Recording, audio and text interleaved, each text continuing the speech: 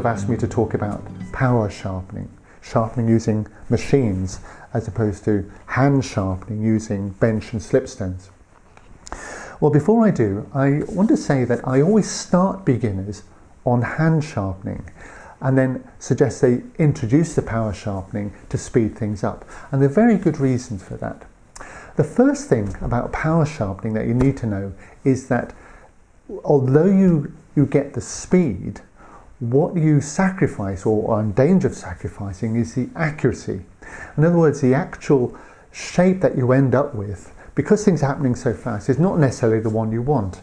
And I often see beginners, particularly with tools that have come off wheels and things like that, that have corners missing, that have a wavy edge, that have a rounded bevel, a secondary bevel, all sorts of shapes which are not the shape you want for your carving tool.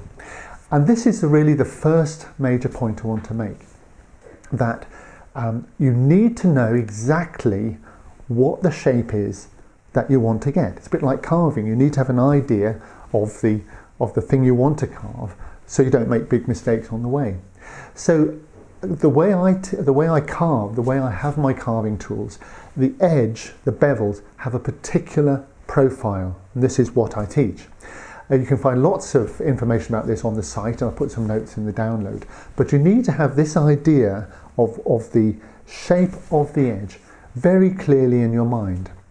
And then when you're using power or hand sharpening, when you're actually heading towards it, you keep focusing on that. It doesn't really matter whether it's hand or power, there's no moral high ground, but you just need to continually adjust what you're doing so that you end up with the shape of the cutting edge, the profile of the cutting edge that you want, and not what you get by accident. Now, the other thing about power sharpening is that it's very dusty. That when the wheels are spinning around, or the belts, whatever you're using, the particles are thrown in the air. So it is quite dusty and it's quite noisy. And a lot of people actually like hand sharpening because it's a quiet, almost meditative sort of way of working. And you do need to bear in mind that today we do like things a lot quicker, and there's nothing wrong with that. But hand sharpening has been around very successfully for hundreds of years. There's nothing intrinsically wrong with hand sharpening. It's a well tried and tested method. So before I show you my setup, what I do to add power, add speed to my sharpening, I will go through the various ways of thinking, because I don't think you'll be able to copy exactly what I've got here, because some of it I've made up, to be honest.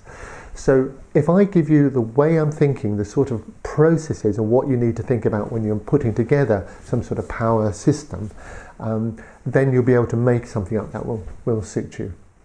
But I would say lastly that I don't just power sharpen, I also sharpen by hand, and I mix the two together. And I think that's probably the better way forward, because some tools, small tools, chisels particularly, really come off the hand sharpening better than off the power, because of just the way it works. Anyway, with that proviso, I want now to go through the various things, the way I think about the sort of system you need to put together for your sharpening.